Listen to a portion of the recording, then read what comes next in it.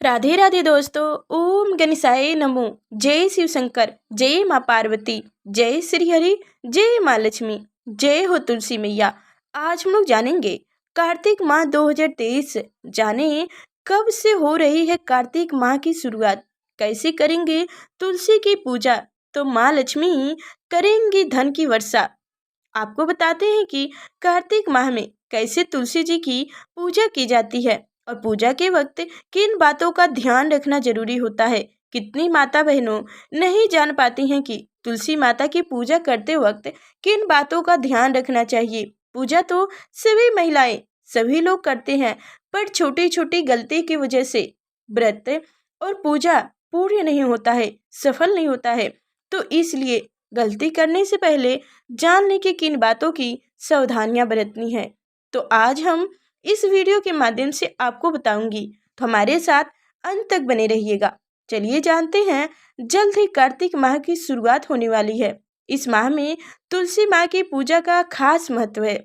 वैसे तो घर घर रोजाना ही तुलसी की पूजा की जाती है, लेकिन कार्तिक माह में भगवान विष्णु, माँ लक्ष्मी और तुलसी जी की पूजा करने को बहुत ही शुभ माना जाता है। इस साल 29 अक्टूबर से कार्तिक माह की शुरुआत होने वाली है। मान्यता है कि भगवान विष्णु और लक्ष्मी जी की कार्तिक माह बहुत प्रिय है। यही वजह है कि इस मास की शुरुआत होते ही तुलसी माता की पूजा पूरी विधि विधान से शुरू कर दी जाती है।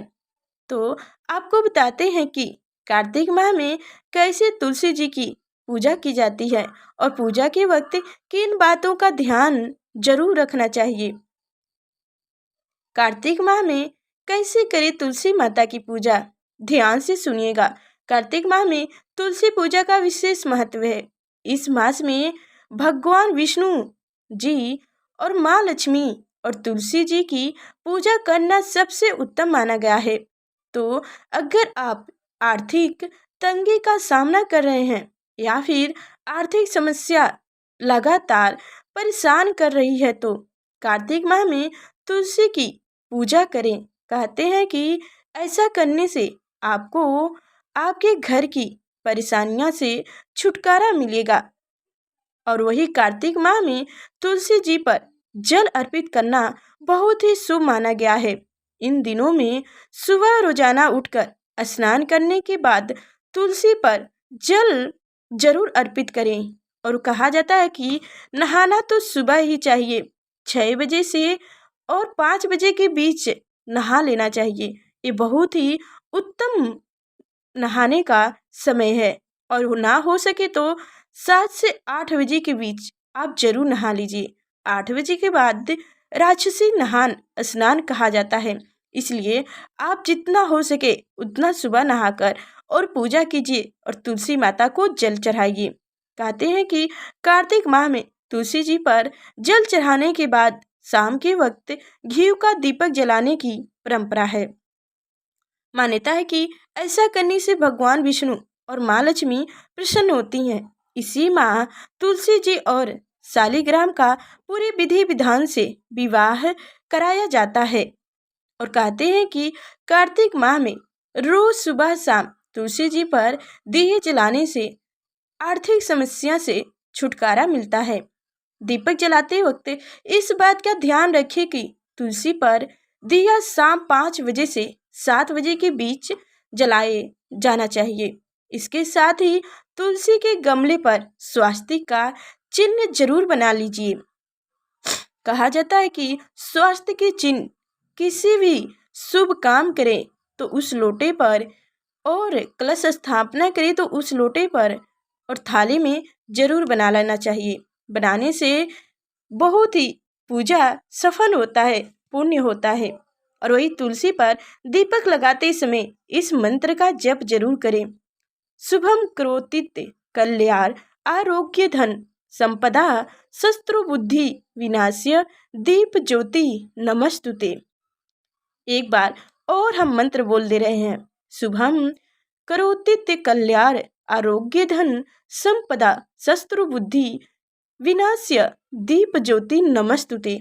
इस मंत्र का जब आप अवश्य करें तुलसी माता की जब भी आप पूजा करें, जब भी दीपक लगाएं, तो इस मंत्र का जप अवश्य करें। तो चलिए अब हम लोग सुनते हैं कार्तिक माह की एक कथा, तुलसी माता की संपूर्ण कहानी। तुलसी से जुड़ी एक बहुत ही प्रचलित कथा है। श्रीमद् देवी भागवत पुराण में इनके अवतार की दिव्य लीला कथा भी बताई गई है। एक बार शिव ने अपने तेज को समुद्र में फेंक दिए थे। इससे एक महातपस्वी बालक ने जन्म लिया। यह बालक आगे चलकर जलंधरा के नाम से प्रकार्मिक दैत्य राजा बना। उसकी राजधानी का नाम जलंधर नगरी था और दैत्य राज्य कालनमी की कन्या वृंदा का विवाह जलंधर से हुआ। जलंधर महाराक्षस था। अपनी सत्ता के मध्य में चूर उनकी माता लक्ष्मी को पाने की कामना से युद्ध किया, परंतु समुद्र से ही उत्पन्न होने के कारण माता लक्ष्मी ने उसे अपने भाई के रूप में स्वीकार की। वहां से पराजित होकर वह देवी पार्वती को पाने की लालसा से कैलाश पर्वत पर गया। भगवान धीर देव शिव का ही रूप धारण कर माता पार्वती के समीप गया, परंतु माँ ने अपने योग्य बल से उसे तुरंत पहचान ली तथा वहां से अंतर्ध्यान हो गया। देवी पार्वती ने क्रोध होकर सारा वृत्तांत भगवान विष्णु को सुनाया। जलंधर की पत्नी वृंदा अत्यंत पतिव्रता स्त्री थी। उसी के पतिव्रत धर्म की शक्ति से जलंधर ना तो मारा जाता था और ना ही पराजित होता था। इसीलिए जलंधर का नाश करने के लिए वृंदा के पतिव्रता धर्म को भंग करना बहुत जरूरी था।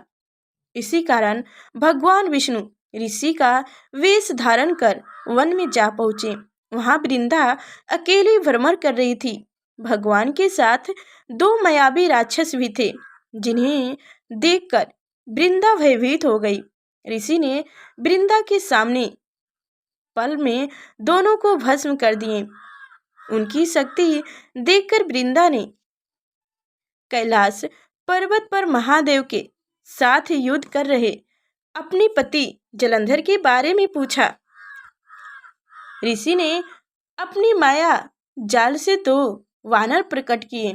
एक वानर के हाथ में जलंधर का सिर था तथा दूसरे के हाथ में धड़। अपने पति की यह दशा देखकर वृंदा मूर्छित होकर गिर पड़ी। होश में आने पर उन्होंने ऋषि रूपी भगवान से विनती की कि वह उनके पति को जीवित करें। भगवान ने अपनी माया से पुनः जलंधर का सिर धड़ से जोड़ दी, परंतु स्वयं भी वह उसी शरीर में प्रवेश कर गए। भगवान विष्णु वृंदा को इस छल का जरा आभास न हुआ। जलंधर बने भगवान के साथ वृंदा पतिव्रता का व्यवहार करने लगी, जिससे उसका तपस्या भंग हो गया। पतिव्रता धर्म टूट गया। ऐसा होते ही वृंदा का पति जलंधर युद्ध में हार गया। इस सारी लीला का जब वृंदा को पता चला तो उसने क्रोध होकर भगवान विष्णु को शीला होने का श्राप दे दिया तथा स्वयं सती हो गई। जहाँ वृंदा भस्म हुई वहाँ तुलसी का पौधा उगा। भगवान विष्णु ने वृंदा से कहा, हे वृंदा, तुम अपनी सती के कारण मुझे लक्ष्मी से भी अधिक प्रिय हो गई हो। कहा जाता है कि जो भी महिलाएं पतिव्रता होती है उनसे बड़ा कोई और हो ही नहीं सकता। बस यही भगवान विष्णु को बहुत प्रिय लगा, बहुत अच्छा लगा। इसलिए भगवान विष्णु को लक्ष्मी माँ से भी अति प्रिय तुलसी माता हो गई। अब तुम तुलसी के रूप में सदा मेरे साथ रहोगी। भगवान विष्णु ने कहा, माता तुलसी, तुम हमारे साथ सदा रहोगी। जो भी मेरी पूजा होगी उसमें तुम्हारी पूजा जरूर होगी। बिना तुम्हारे के मैं कोई भी भोग स्वीकार नहीं करूँगा। जो भी मनुष्य मेरे शालिग्राम रूप के साथ तुलसी का विवाह करेगा उसे इस लोक और परलोक में विपुल यश प्राप्त होगा। जिस घर में तुलसी होती है वहाँ यम के दूत भी असमय नहीं जा सकते। गंगा एवं नर्मदा के जल में स्नान तथा तुलसी का पूजन बराबर माना जाता है।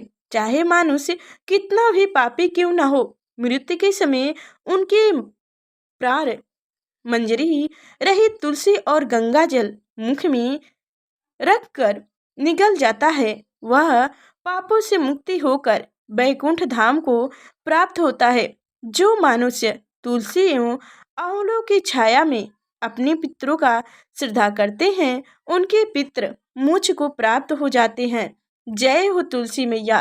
तुलसी मैया की इतनी है शक्ति। जय हो तुलसी मैया। जय भगवान विष्णु। जय माता लक्ष्मी। दोस्तों, हमारी कथा और हमारी जानकारी कैसी लगी कमेंट में अवश्य बताइएगा और बताने के लिए जय श्री हरि अवश्य लिखिएगा। और अभी तक हमारे चैनल को सब्सक्राइब नहीं किए हैं तो सब्सक्राइब करके बेल आइकन की घंटी दबा दीजिए ताकि आगे जो मैं कार्तिक माह की हर रोज एक एक कथा सुनाऊं तो सबसे पहले आप तक नोटिफिकेशन पहुंचे, जो हमारी कथा को सबसे पहले आप सुन सकें। तो चलिए दोस्तों, अब चलते हैं। राधे राधे।